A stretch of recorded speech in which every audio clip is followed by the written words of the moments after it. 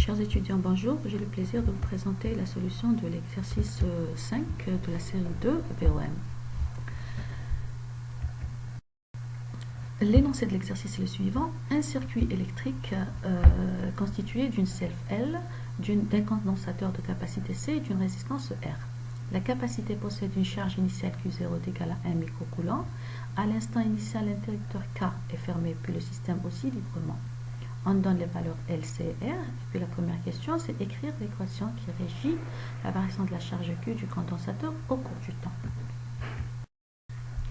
Avant de commencer la réponse à la première question, il est impératif de noter que ce système n'est autre qu'une équivalence au système électrique, plutôt le système électrique est une équivalence au système mécanique qui est représenté là-dessous.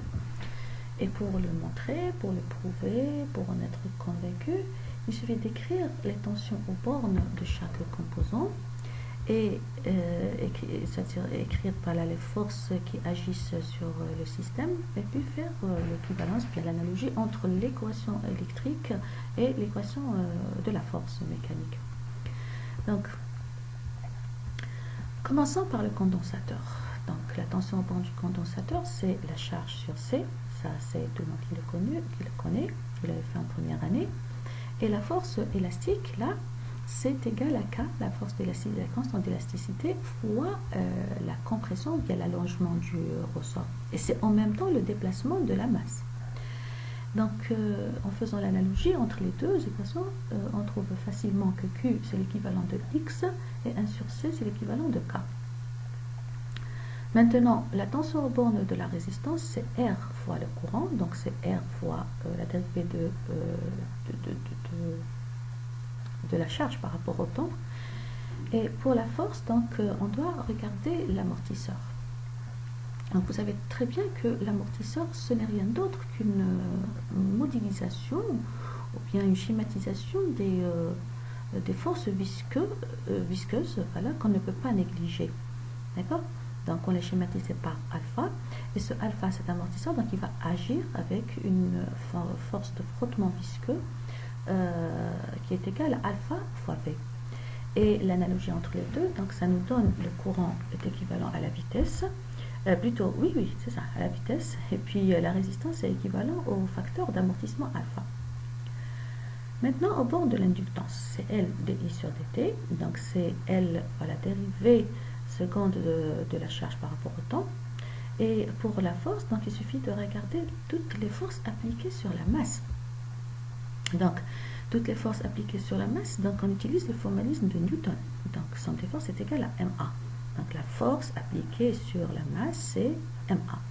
Et donc, l'analogie entre les deux équations, donc ça va donner la dérivée seconde de la charge est égale à l'accélération, plutôt équivalent à l'accélération, et elle est équivalente à la masse. Ce qui nous intéresse, nous, c'est de suivre l'évolution de la position X de la masse, parce que dans les TP, par exemple, oscillation libre amortie, c'est pas tout le temps évident d'utiliser des systèmes mécaniques. Donc, ce qui est plus commode, plus facile, c'est d'utiliser le système électrique, c'est des circuits électriques, et puisque nous avons prouvé l'analogie. Et donc, puisque nous voulons suivre X en fonction du temps, ça veut dire là, on doit suivre X, plutôt Q, la charge en fonction du temps. Donc, c'est au bord du condensateur qu'il faut se placer, il faut mettre notre oscilloscope. D'accord ? Si par contre nous voulons suivre l'évolution de la vitesse, donc on doit se placer au bord de la résistance.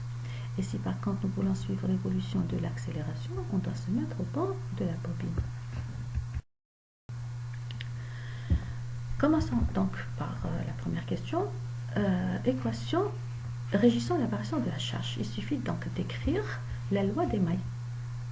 Donc VC plus VR plus VL est égal à 0 puisque l'interrupteur doit être fermé pour assurer la circulation du courant. En remplaçant l'expression de chaque tension, donc on aboutit à cette expression.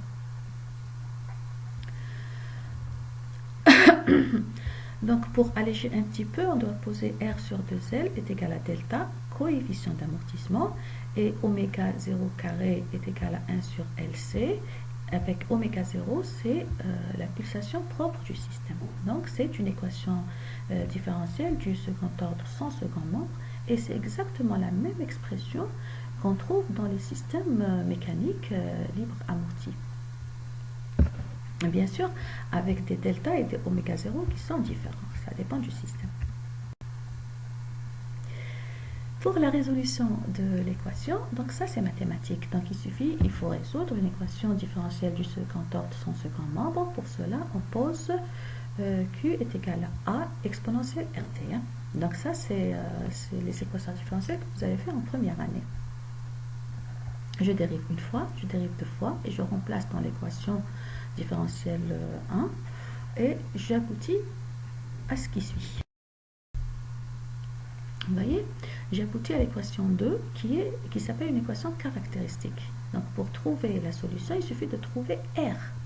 Et donc je vais résoudre une équation du deuxième degré, d'accord? Et donc il suffit de calculer le discriminant. Et là c'est le discriminant réduit, nous avons le 2. Le discriminant réduit, donc delta carré moins oméga 0 carré, et dans notre cas, avec nos valeurs numériques données, je trouve que le discriminant réduit est négatif. Donc cela veut dire que les oscillations sont pseudo-périodiques.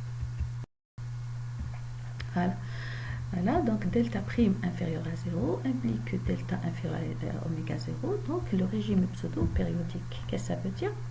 Ça veut dire que la charge, effectivement, c'est régi par cosinus, d'accord? Mais ce cosinus, il est modulé par une exponentielle décroissante. Donc sur l'oscilloscope, c'est ce qu'on va observer. C'est-à-dire que là, on voit qu'il y a des oscillations, effectivement, c'est des cosinus, mais c'est des cosinus qui sont modulés par une exponentielle décroissante. Donc les crêtes diminuent petit à petit jusqu'à s'annuler.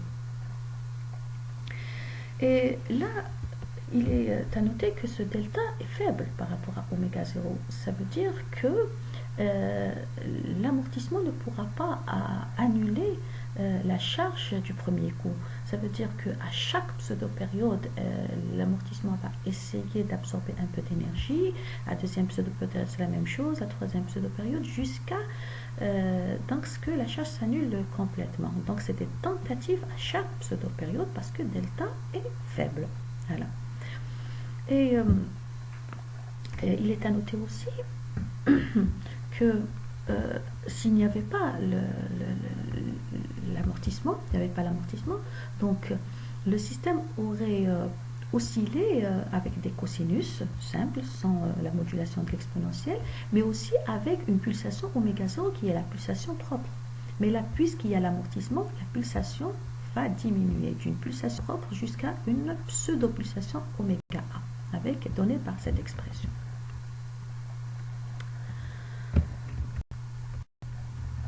Maintenant, le calcul de la période, il suffit d'appliquer la relation entre TA et oméga A, voilà, et je trouve que TA est égal à 52,5 microsecondes. Maintenant, le décrément logarithmique, il est donné par cette expression. Qu'est-ce que ça veut dire un décrément logarithmique? Alors, plus les amortissements sont forts, plus la descente elle est forte. D'accord? Et pour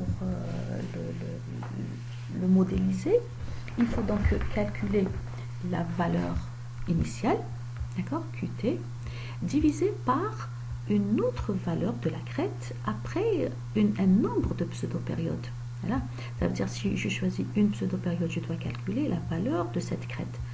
Si je choisis deux pseudo-périodes, je dois calculer cette crête. Si c'est 3, c'est cette crête, etc. D'accord? Maintenant, si je choisis par exemple deux pseudo-périodes, je mets n est égal à 2 et même là, je mets n est égal à 2. D'accord? Donc je choisis cette crête et je fais le calcul entre les deux. Maintenant, ça c'est ce qu'on fait quand on a par exemple un travail expérimental à faire. Mais théoriquement, on peut facilement démontrer que ce décrément logarithmique est égal à delta fois TA. D'accord? Et tout calcul fait, ça nous donne 0,19. La dernière question, c'est qu'on rajoute au système une résistance R'.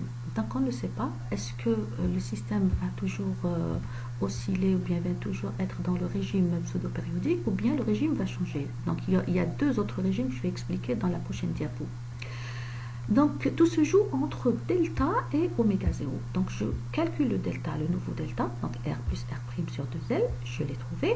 Et puis je compare avec oméga 0. Donc je trouve toujours c'est négatif, donc toujours le mouvement est pseudo-périodique.